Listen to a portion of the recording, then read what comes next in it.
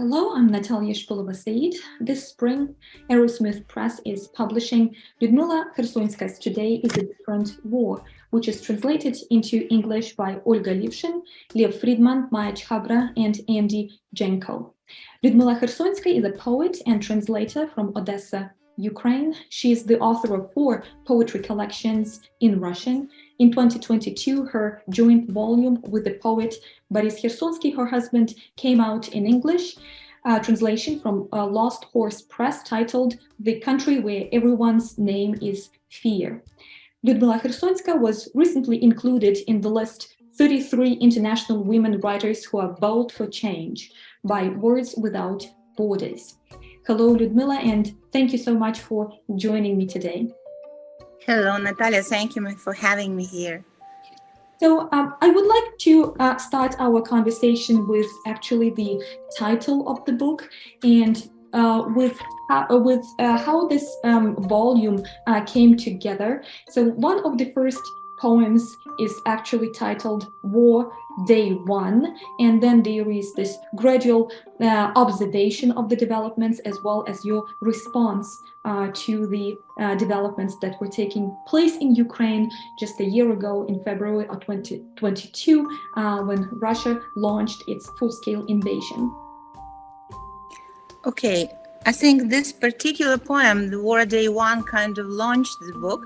I wrote it already after I left Odessa, which was 3 weeks after the full-scale war began.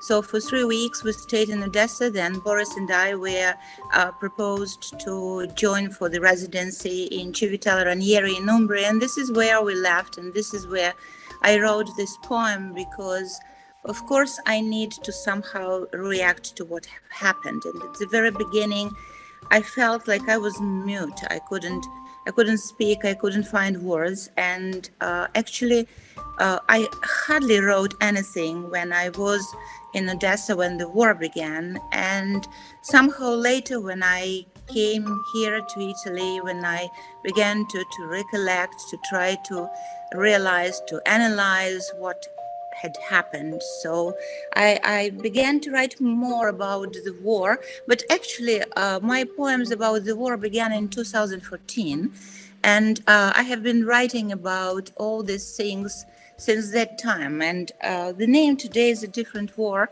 is from a poem which I actually wrote back then. Perhaps it is one of those few poems that were written before. I think it is 2015 or 16, I'm not quite sure, but that was the attempt to somehow describe the feeling of this something new that has no name, that has no analogy. That word hybrid was always in the head. Everything became a hybrid in a moment. All the news, everything that's going on around you, this hybrid war, this hybrid so-called humanitarian aid that was delivering a weapon to certain areas instead of humanitarian aid from Russia's side, and very many other things. It was like more book of questions. I kept asking myself questions. Why? They were, I would say, rhetorical questions because nobody was able to give me the answer. I still don't have the answer to many of the questions I asked. So this is the poem about Today is a Different War. War Day 1 was a very vivid recollection of what actually happened on the 24th of February in 2022. It is almost realistic. I remember every detail of that terrible morning when you just wake up because something totally different, terrible, strange is going on. And this is how the book began. Some of the friends and some of the translators, they just began to collect these poems, which I would post on Facebook from time to time. And I would say it was their initiative. I was not thinking of any book at all. But they just began by their choice, kind of translating those poems, waiting for another one, Then we talked to Olga, and she said, there's the whole bunch of translation we have done, and why don't we just try and do a book? And so this is how this book appeared, actually. It is just from the Facebook, I call it like pancakes from the frying pan. They were very freshly fried. They were the books about what was going on now. And so this is how they appeared. As I was reading the book, I had this feeling that the emotions that are being described here could be shared by many, many in Ukraine on the collective level, as well as by everyone outside Ukraine, but who somehow connect their lives to Ukraine as well. And you mentioned that these poems could be quite realistic, and this is quite true in terms of response to the war. As I mentioned, the first poem is Day One, and there is the sense of not quite, there is the sense of confusion, what is going on? And if I may, I would like to read out just a couple of lines from this poem. So, War Day One, in the morning, rockets sang outside the window instead of birds. She tumbled out of bed in her cherry pajamas, ran across the chilly floor like a blue sky, barefoot. What's this red blob flying outside the window? What's this, so frightening, flying over our heads towards a peaceful morning with such a demonic whistle? So just one part of this poem, but as I mentioned, personally, I had the same reaction to what was going on in Ukraine, although I was outside Ukraine, but my family was in Ukraine, and it was horrifying to be witnessing what kind of destruction the entire country was exposed to while being in a different country. And that's another stage that you, in fact, deliver in this collection when as my understanding is, the narrator, right? Let's put it this way, the narrator leaves the country, right? The narrator leaves the country and then observes the developments in the country which was being attacked. But also what's interesting, there are different stages of these observations, from just probably feeling weird because seemingly, there is peace in a country outside Ukraine, but there is no peace in the narrator's soul and in the narrator's mind. So, would you talk about this kind of following the war events from a distance? I want to say that I actually never feel the distance. It's a very strange feeling that you are here physically, but all your thoughts and all your heart is still there. And it is like sometimes I think it's like being a split personality. I mean, in a different way, but it is splitting because you're not just one single whole person anymore. You're living there, you're checking what's going on there, you can hear certain sounds which immediately remind you of what you heard before. Like example, when the earthquake began here, my first thought was it was Russia shelling the missiles. I mean, people may have very different comparisons with what they feel during the earthquake, but my new comparison was exactly like that. I sometimes think that when the war began, we all of a sudden became like children. This is why all these questions, why, how possible, how do they dare? And this is actually childish reaction to something weird. You were right about this word, because something happens that totally ruins and changes your entire world. And only after some time, people became adults, but not that age they were at the beginning of the war. They became actually very old people, even young generation. They have grown old with this war very quickly because the burden is really terrible. The problem with this war is also naming things. When people cannot express what they feel, when they cannot describe, it is like being cut off the most important skills of your life. But I have heard from many people I talked to, from some of my colleagues, they couldn't find a word because it is totally unacceptable, because there is no place for it in contemporary world. Like, we know lots of words connected with high tech, we know lots of computer terms, and it is more clear than those medieval pieces of iron that are being thrown on our cities on a daily basis, just killing people at random. So the mixture of all these feelings, perhaps, is very much in my poems. In general, I am quite an emotional person, and my emotions can be formulated in poetry. They are very, they like pieces of some little monuments, and they can be very fearful, they can be really scary.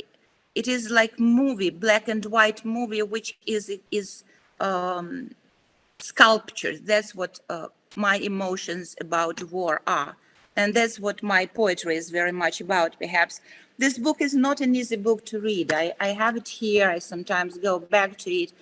I have different feelings. I feel like crying sometimes. I feel like I want to put it away because I don't know. I don't want to remember it anymore. I don't want to think about it. I want to hide from all that. But you cannot hide. It's here. You have to learn how to accept it. And maybe it helps people to accept it better when they read that something else, that everybody, not everybody, somebody else experiences similar feelings. Yeah, I do have this question about memory, remembering, and forgetting as well. But before I get to that question, I would like to point out to one poem, at least one poem, right, in this collection that was actually written way before 2022. It's 2016, and the poem is The All Russian Military March. So was it written in 2016? Right. Yeah. The All-Russian Military March looks like an evil march. Wicked things crawl across the square, their streets spread eagled, our goosebumpy death machine after another, designated for the destruction of enemy personnel.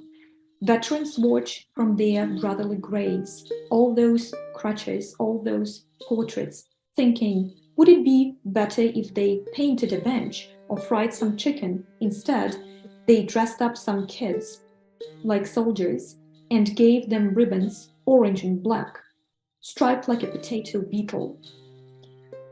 This poem is a reminder to me that the actual war didn't start in 2022, and there was some gesture of ignoring on the international level of what the Russian Federation was executing in Ukraine since 2014.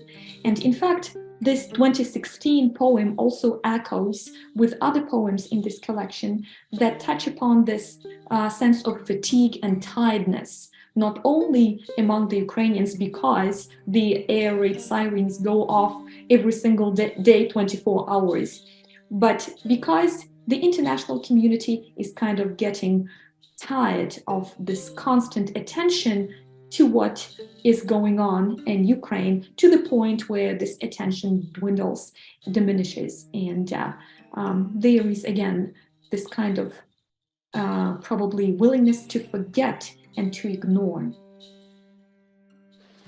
We live in the situation now when you cannot just forget or just ignore. There was ignoring at the very beginning, you're right. As I said, for me, the war began in 2014 after the annexation of the Crimea.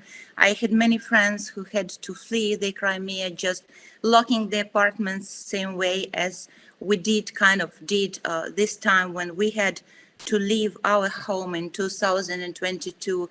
And I remember we were having some of the friends in our house, and I felt such a pain looking at the three of them. It was a man and her husband and their baby. Well, she was just probably 10 or 11 at that time. And I had such a strong pain in my heart, thinking so that they are the people now who have lost everything, who have just locked everything behind, all their books. They just grabbed their child and they fled. Like, I knew many things about this war from the very beginning. For the West and the world in general, yes, they were ignoring things. They thought that somehow, some way, it will be somehow settled down. You know, people do not like troubles, particularly people in the 21st century. They do not like ugly pictures. They do not like to hear about the death in the time when so many scientists do a lot to prolong the life. They want something cheerful. They want positive emotions. And here we are, and here is Russia with this war. And I'm very happy that they do not ignore it now. I think it's very good that they see the pictures, they come to visit, they realize the extent of the atrocities. So now I guess not a single politician will have any right to say, I don't know, I haven't seen or prove it. As to that poem about the parade, it was a military parade I watched on television. It was Russia's military parade. And again, what scared me very much was this hybridity of everything, was this ruining of the notions of normality. And it is a very important symptom that I observed. Those symptoms, they were just kind of growing, accumulating. All this absurdity, those fake news that we heard, all that was kind of preparation with this general absurd of a very real, very, very cruel war. And so that's what we're having now in its full extent. And we all just dream that it is stopped by any means possible. Yeah, and as we mentioned at the beginning of our conversation, all the poems were written in Russian. And as I know, you are learning Ukrainian right now. So, of course, as many poems in this collection also suggest, there is this some sort of reconsideration of your relationship or of the narrator's relationship with the language. Because of the policies that were embraced by the Russian Federation, there is a very strong connection between Russian ideologies, policies, and the Russian language.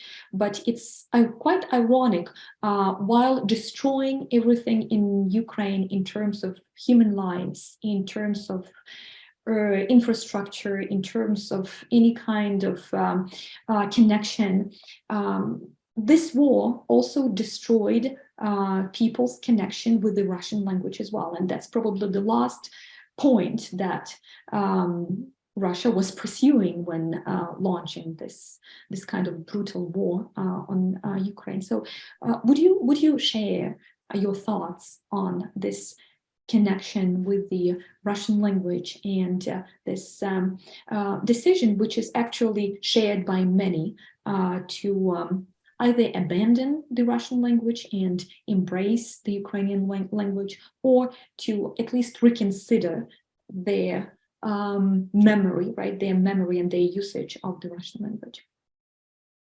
I would just say that, like, you cannot abandon the language. You cannot punish the language. The language is not guilty.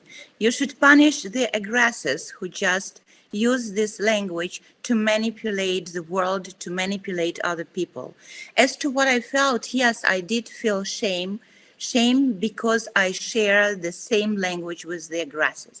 And I said to myself that, okay, then I will just keep silent for a while, and it's okay. And that would be my feeling of my personal guilt, though by no means I am guilty.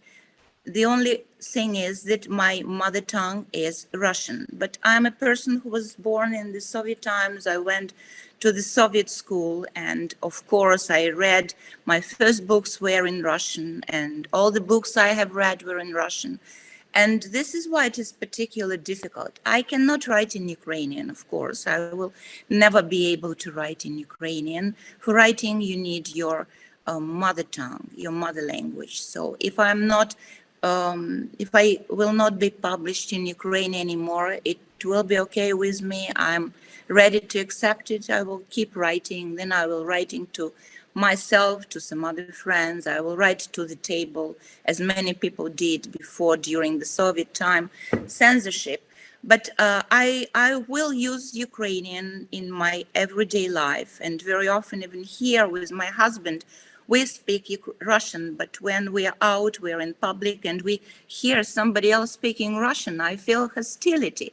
It's crazy. I mean, I speak Russian myself, but I feel this immediate hostility towards somebody speaking Russian near me, and then I immediately switch to Ukrainian. It's like kind of it's a natural protest, you know. It is very much mixed and not without the help of the Russian propaganda. And as you said, they achieved totally the opposite of what they were declaring they were going to achieve. In many ways, they achieved totally the opposite. They called Ukrainian brothers, but these brothers now hate them, and several generations of Ukrainian will hate them for what they have done. They wanted to protect the Russian language. In the end, most of my Russian-speaking friends, they just do not want to speak Russian anymore. So there are very many, again, I would come to this stupid word hybrid, many things that were kind of, how do I say, turned, changed, the senses, they were voided of senses, like, you know. And the main problem is that everything is kind of becoming slightly senseless because of what's going on. And sometimes when I listen to Ukrainian news, I feel a bit upset that they are following kind of the same style. This Russian propaganda is like a terrible virus, it's dangerous. They make every word senseless. Their language is not Russian language. It is a language of no sense. This is the language what they speak now. The words, they have no sense. They lie all the time. So every time they say something, don't look for sense in these words. They just use words. So this is the language of contemporary Russia, but not that Russian language that I was brought up with. Yeah, I really appreciate your comments on this. And that's another thing that your collection makes quite explicit. When there are stages, there are different stages of observing the war, of reflecting on the war, and on somehow constructing the individual's relations to themselves and to what's going on around them. You mentioned this phrase that many Ukrainians hate the Russians, and many would say that it's quite politically incorrect, right, to put it that way. But what I gathered from your collection is that it's normal to have at least initial reaction of this nature, because if we pretend that we don't have all these strong emotions, that I think there is something profoundly wrong with how we observe the world and how we see ourselves as part of what's going on. So, but this is just one of the stages which can be processed, which can somehow be modified, which can somehow transform.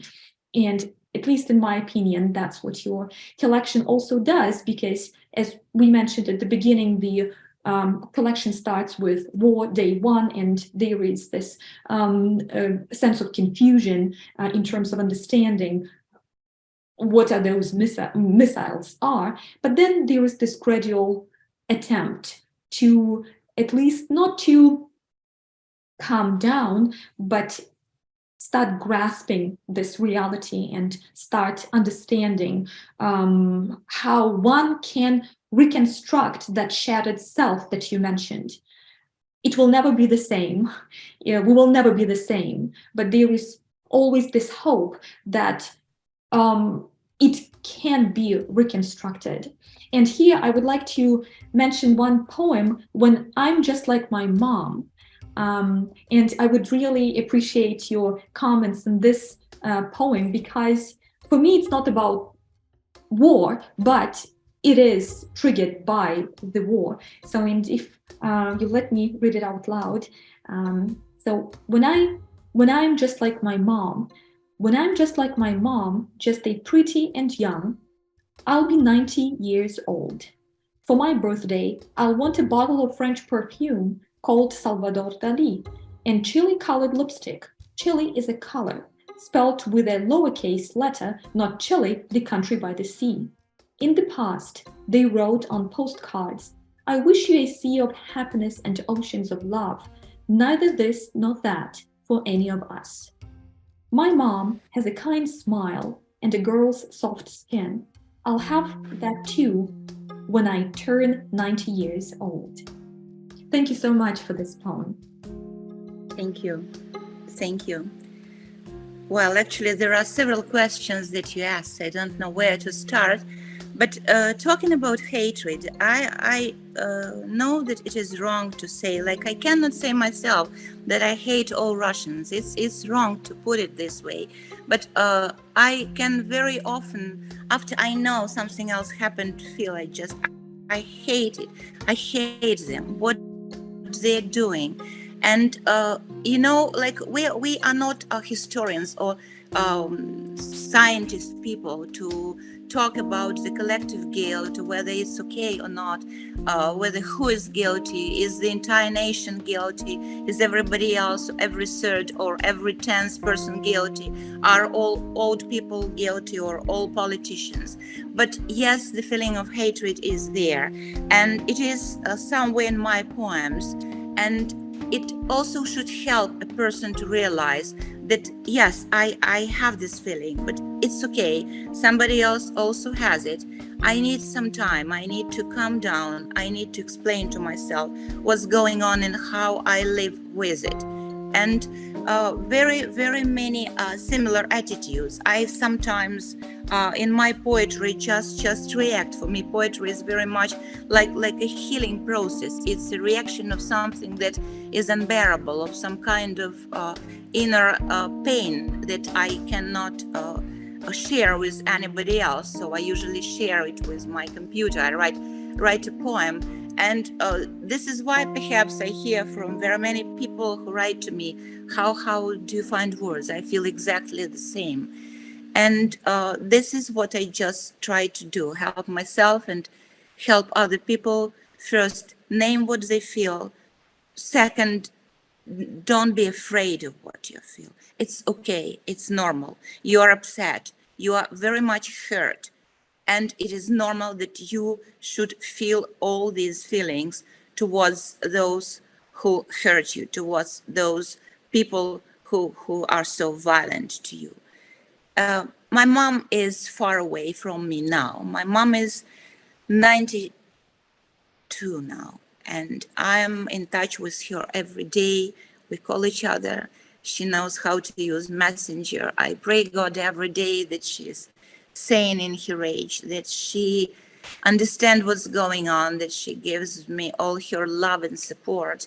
And that poem was written on her birthday, and it was the time of the pandemic when I couldn't come and just stay with her. I brought her this perfume because she likes, even in her age, she likes to be beautiful. And when I think of her, I have this smile inside me, because we all need this feeling of strong, solid foundation, of somebody who loves us dearly, no matter what's going on, no matter what troubles are, no matter what we go through. So I'm very happy that I have her like what she is. She's alive. She's a very strong person. She was a teenager when the Second World War began. Now she says, I never ever could think that I would be a witness of this war. So that's what I can say about the poem. It's ironical. There's bitter irony actually in every poem of mine, and it also helps me live, because sometimes in the most panicking situation, when you just feel like you want to collapse, you want to pass away, you look at yourself and you think, oh God, I look so funny. I ran out into the snow in my slippers, for instance, or I do something awkward or something not suitable for the moment. And then when you begin to smile at yourself, you feel kind of more courageous. Again, thank you so much for this collection of poems, because I do feel like there is some gesture toward healing, and I do realize that it will take not years but decades and decades to heal from what we've lived through and from what we've observed. But I would like you to share your thoughts on this healing process.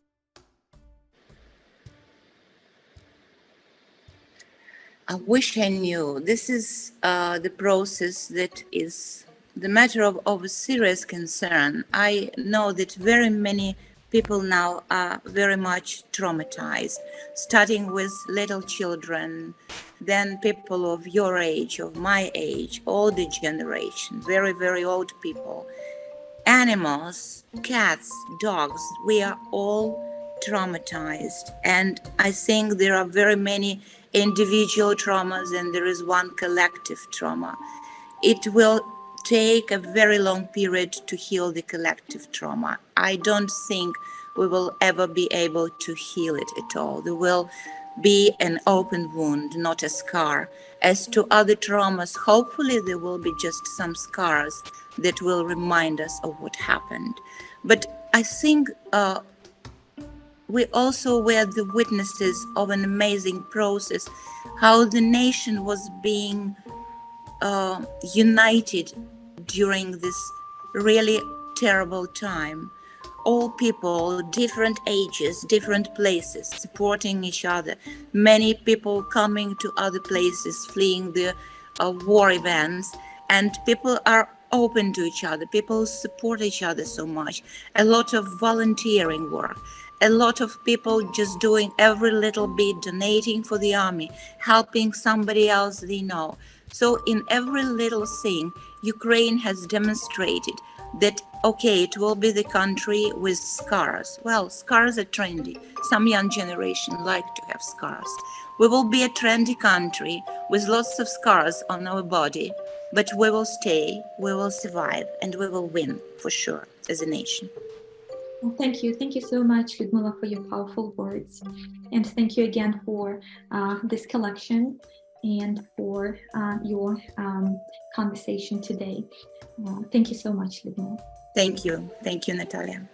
Again, thank you for listening to this interview, and please visit the Arrowsmith Press webpage for some more information about Lyudmyla Khersonska's Today is a Different War.